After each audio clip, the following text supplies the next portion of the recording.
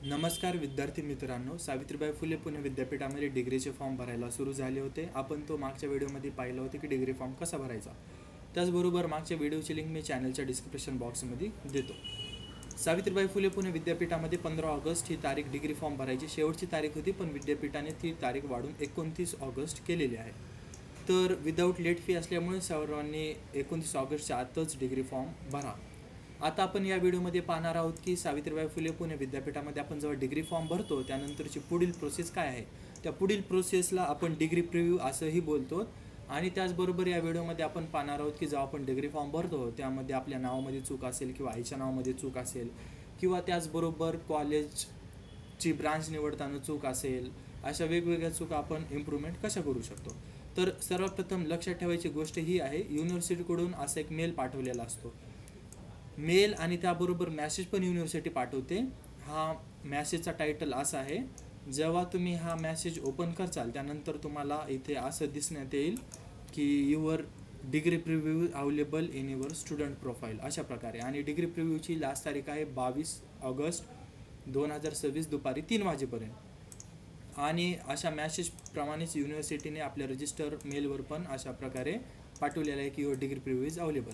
आता लक्षात ठेवायची गोष्ट ही आहे, ज्या विद्यार्थ्यांना असा मॅसेज किंवा मेल आला आहे तेच विद्यार्थी डिग्री प्रिव्ह्यू करू शकतात. ज्यांना मॅसेज आलेला नसेल किंवा मेल आलेले नसेल त्यांनी काही दिवस वाट बघा, तुम्हाला एक काही दिवसामध्येच युनिव्हर्सिटीकडून डिग्री प्रिव्ह्यूचा असा मॅसेज किंवा येऊन जाईल. हा मॅसेज किंवा ईमेल आल्यानंतर आपण पाहू की डिग्री प्रिव्ह्यू कसं करायचं. तर सिम्पल आपलं जे पण क्रोम ब्राउझर आहे ते ओपन करायचं आणि इथं टाकायचं की SPQ स्टुडंट प्रोफाईल, नेहमीप्रमाणे SPQ स्टुडंट लॉग इन किंवा प्रोफाईल काय पण असेल. तर आता हे सांगायचं एक मेन उद्देश आहे की इथं पाहू शकता तुम्ही एक पहिली वेबसाईट आहे आणि दुसरी वेबसाईट आहे. जे पण मुलं पहिल्या वेबसाईटनं ओपन करून लॉग इन डिटेल्स फिल करतात ना, त्यांना एक इरर येत आहे. इरर असा आहे की इनव्हॅलिड डिटेल्स किंवा इनव्हॅलिड पासवर्ड युजर नेम. म्हणून ट्राय करा की तुम्ही मोस्टली हा दुसऱ्या वेबसाईटच ओपन करायचं पहा, याच्यावर कोणालाच इरर किंवा काही येत नाही. आता आपण जेव्हा ही वेबसाईट उघडतो नेहमीप्रमाणे आपल्याला इथं फोन नंबर किंवा मेल ID जे पण असेल ते सिलेक्ट करायचं, कॅप्चा वगैरे फिल करून लॉग इन करून घ्यायचं आहे. लॉग इन केल्यानंतर आपण नेहमीप्रमाणे यातील अप्लाय फॉर सर्टिफिकेट या ऑप्शनवर क्लिक करायचं आहे. या ऑप्शनवर क्लिक केल्यानंतर लॉग इन केल्यानंतर आपण अशा प्रकारे पाहू शकता की स्टुडंट डॅशबोर्डमध्ये असं एक तुम्हाला प्रिव्ह्यू डिग्री ड्राफ्ट हे ऑप्शन दिसेल. त्याचप्रमाणे व्ह्यू ॲप्लिकेशन फॉर्म करून तुम्ही जो डिग्री सर्टिफिकेट भरलेला होता त्याविषयी सगळी माहिती तिथे पाहू शकता.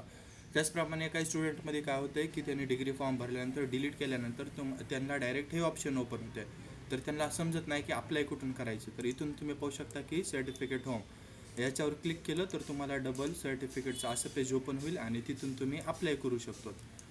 तर आणि तुम्हाला जर काही तक्रार किंवा तुमच्या डिग्री सर्टिफिकेटबद्दल असेल तर तुम्ही या युनिव्हर्सिटीच्या डिफरंट डिपार्टमेंटचे मेल आहेत किंवा कॉन्टॅक्ट नंबर आहे ते जाऊन तुम्ही कंप्लेंट किंवा काय पण करू शकतो तुम्हाला काय प्रॉब्लेम असेल तर.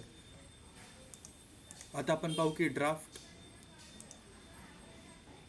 ड्राफ्ट बेसिकली असं आहे की तुम्ही जो डिग्री फॉर्म भरला आहे तुम्हाला एकदा कन्फर्म करावा लागतो आणि तो कन्फर्म करण्यासाठी तुम्हाला याच्यावर प्रिव्ह्यू जो डिग्री ड्राफ्ट आहे याच्यावर क्लिक करायचं असतं.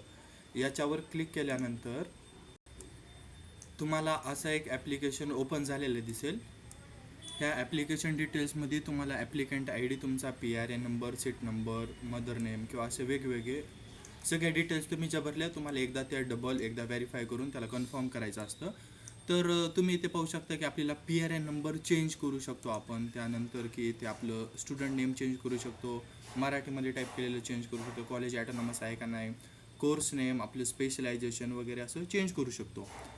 आता समजा एखाद्या सब्जेक्टचा मला स्पेशल काय एंटर करायचं असेल तर इथे तुम्ही पाहू शकता की ते हॉनर्सचा कुठं आपल्याला काय ऑप्शन दिसत नाही.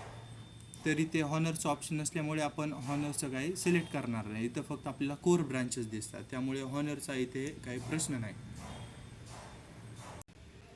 तुम्ही त्याचप्रमाणे तुमचं नाव, आईचं नाव मराठीमध्ये, त्यामध्ये कॉलेज ॲटोनॉमस आहे का नाही, तुमची ब्रांच वगैरे असं काही चेंज करू शकता. आता याच्यात लक्षात ठेवायची गोष्ट आहे की तुम्ही ॲड्रेस चेंज नाही करू शकत. खूप जणांनी पिनकोड चुकीचा लिहिलेला आहे.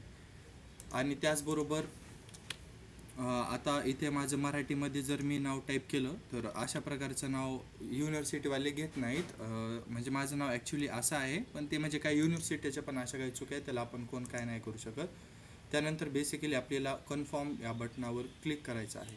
ही सगळी माहिती बरोबर असेल तर कन्फर्म या बटनावर क्लिक करायचं आहे आणि त्यानंतर असा मेसेज येईल की ॲप्लिकेशन सबमिटेड सक्सेसफुली. हा मेसेज यायला पाहिजे. हा मेसेज आल्यानंतर तुम्ही तुमचं डिग्री प्रिव्ह्यूचा ड्राफ्ट सक्सेसफुली प्रिव्ह्यू करून तो सबमिट केलेला आहे.